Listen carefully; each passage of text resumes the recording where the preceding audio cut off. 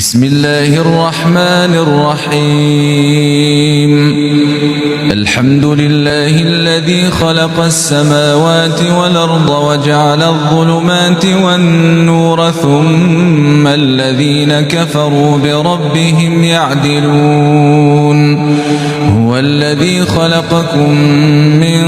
طين ثم قضى أجلا وأجل مسمى عنده ثم أنتم تمترون وهو الله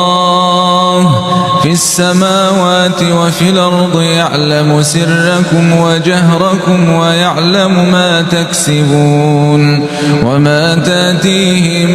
من آية من آيات ربهم